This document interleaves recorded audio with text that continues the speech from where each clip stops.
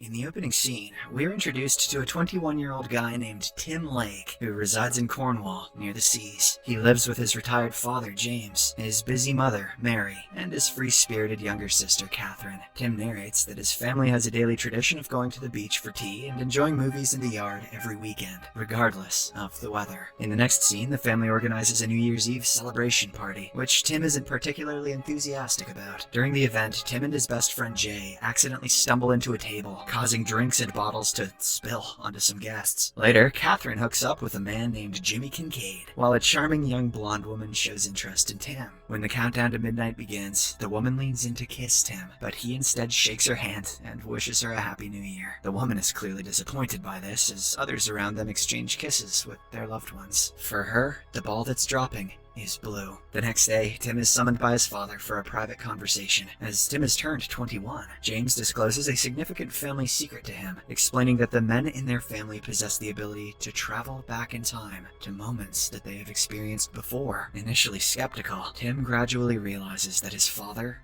is serious. To provide evidence, James instructs Tim to enter a dark space, like a closet, close his eyes, clench his fists tightly, and concentrate on the precise moment he wants to revisit. By doing so, he will find himself transported to that moment. Doubtful but intrigued, Tim enters the wardrobe in his bedroom to test this. He focuses on the previous day's party, and to his astonishment, finds himself wearing the same outfit from yesterday. Surprised by this newfound ability, Tim walks into the party once again, and this time, he avoids bumping into the table. When the midnight countdown commences, he confidently approaches the blonde woman and shares a satisfying kiss with her. Following this, Tim returns to the present and discusses more about the time-traveling ability with his father. James mentions that he has used this ability for many things in his life, but not for money or fame, but certainly to bang your mom many a time, Timmy. He also advises his son to do the same. Tim says okay, except for the mom part, and decides to utilize it to enhance his romantic life. As the summer season rolls around, Catherine's friend Charlotte pays her a visit, and Tim is instantly captivated by her. One day, while the girls are sunbathing, Charlotte asks Tim to apply sunscreen to her back. The shy nerd becomes excited at the opportunity, but when he squeezes the tube, an excessive amount of sunscreen squirts onto Charlotte's back, causing an awkward moment. Feeling embarrassed, Tim hurriedly retreats to the house and enters a closet, traveling back in time to that exact moment. This time, he approaches the task with more caution and gently applies sunscreen to Charlotte's back. If that sunscreen tube wasn't a euphemism, I don't know what is in his life. On the final day of Charlotte's visit, Tim gathers the courage to go to her room and confess his feelings. Unfortunately, she informs him that he shouldn't have waited until her last night, and that he should have expressed himself earlier. This prompts Tim to travel back in time again, to disclose his feelings to Charlotte in the middle of her stay. However, she once again brushes him aside, saying he should wait till her last day. In reality, she's just trying to ignore him. Heartbroken, Tim eventually realizes that regardless of how many times he travels back in time, he cannot change someone's decision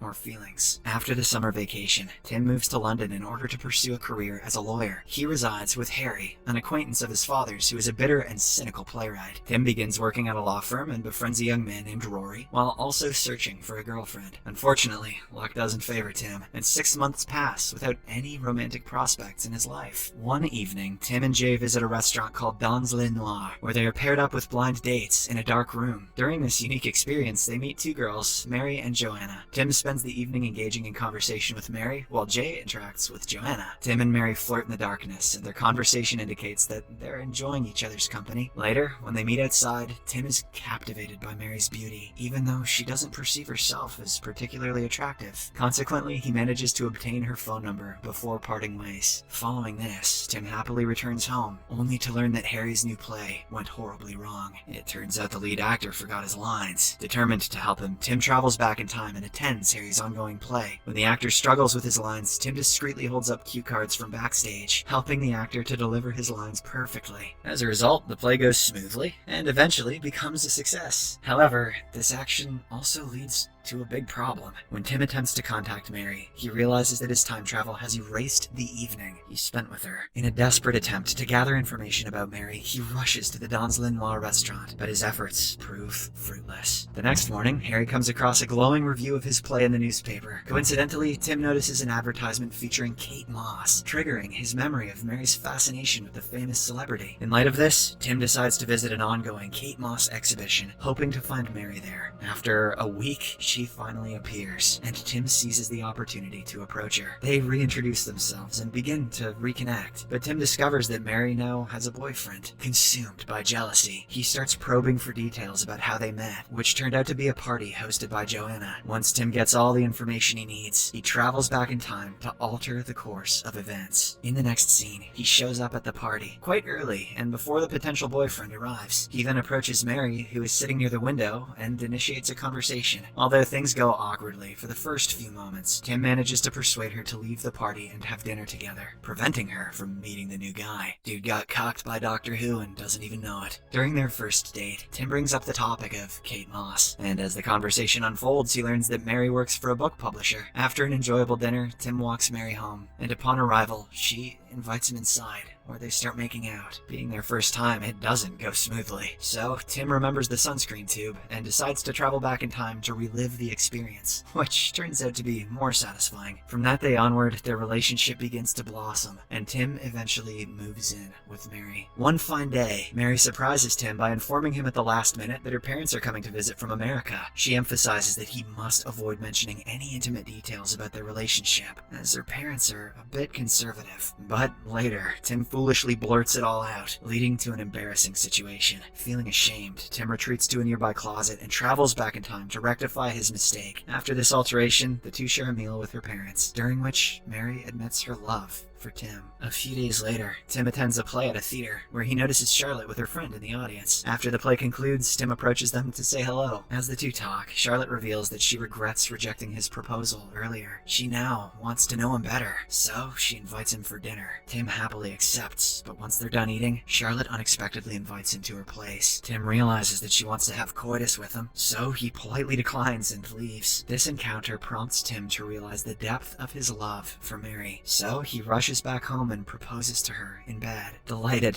Mary joyfully accepts the proposal. The following summer, Tim and Mary visit his parents' home and introduce her to his family. In a very short period of time, Mary grows closer to Tim's family, who also develop a fondness for her. During a family dinner, Tim announces that they're marrying soon, and also shares the news of Mary's pregnancy, making everyone happy. The long-awaited wedding day finally arrives, and despite a storm disrupting the party venue, the ceremony is filled with romance and laughter. Rory, serving as the best man, delivers an awkward speech during the reception. In response, Tim travels back in time and chooses Harry as his best man. However, Harry's remarks turn out to be rude as well, prompting Tim to travel back once more and ultimately select his father, who manages to deliver a heartfelt speech befitting the occasion. A few months later, Mary gives birth to a beautiful baby girl, whom they name as Posy. Then, the family moves into their own new house, despite their struggle with finances. Tim narrates that their happiness overrides any financial concerns. He also reflects that time travel is no longer necessary for him, as he now cherishes and embraces every moment of his life. The scene then switches to Posy's first birthday, where Tim's family, Harry, and Rory gather to celebrate, with the exception of Catherine. Shortly after, Jimmy shows up and tells them about Catherine, who is driving drunk after an argument with him. It turns out that Catherine has unfortunately met with an accident while she was on the way to Tim's place. Terrified, Tim quickly uses his time travel ability and saves his sister from her ill-fated journey. After the birthday party, Tim and Mary discuss Catherine's predicament. Tim realizes that merely saving her from the accident hasn't resolved the issues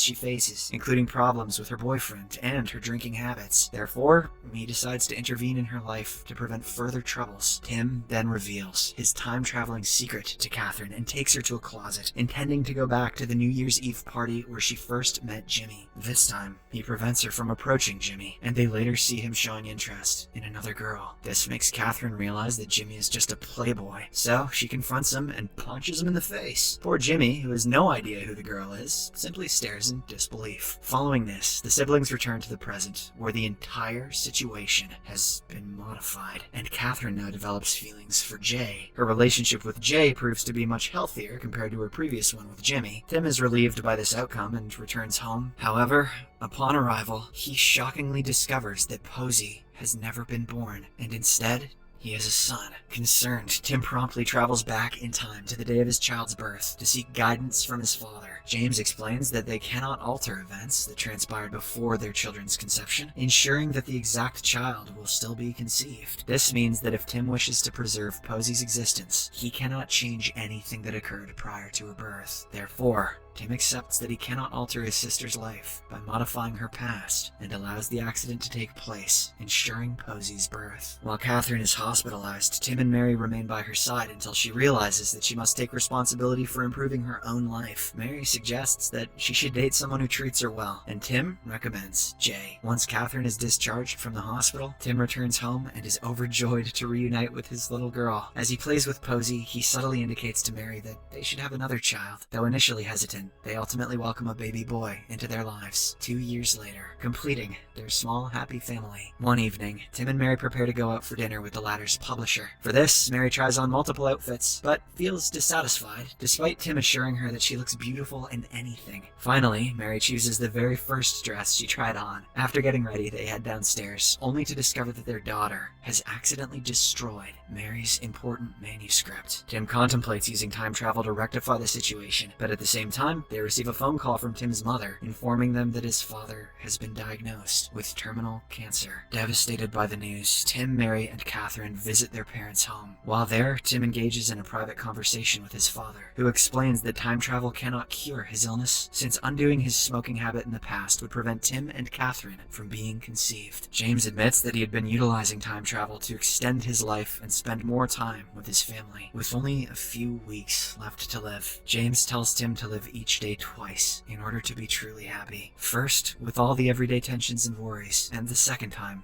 with all the sweet things. Tim takes his father's advice to heart and discovers happiness in his life. However, there are certain days that are better to be lived only once, like the day that his father passes away. On the funeral day, as everyone prepares to say their final goodbyes, Tim, unwilling to bid farewell, travels back in time to spend a moment with his father. This provides him with a small measure of comfort, as he realizes he can always travel to the past whenever he misses his father. Several days after the funeral, Mary expresses her desire to have a third child. Tim initially hesitates because that would mean that he could no longer visit his late father. However, after thoughtful consideration, he realizes that his ultimate source of happiness lies in being a loving father himself with the woman that he loves. With this, he agrees to Mary's wish. As 9 months pass, Mary's due date approaches. Before the momentous occasion, Tim pays a final visit to his father and mentions that he won't be able to visit him anymore. In their final meeting, the father and son travel back in time to relive a cherished memory from Tim's early childhood, ensuring that they don't alter any experiences to preserve the integrity of the present. That was incredibly risky. Back to the present, Mary gives birth to a baby girl, and Tim gradually comes to terms with the loss of his father. Elsewhere, Catherine is shown with her own baby, having started a family with Jay. The movie concludes as Tim embraces his ordinary yet contented life, realizing the importance of living each day only once. From that point onward, he decides to stop using time travel, once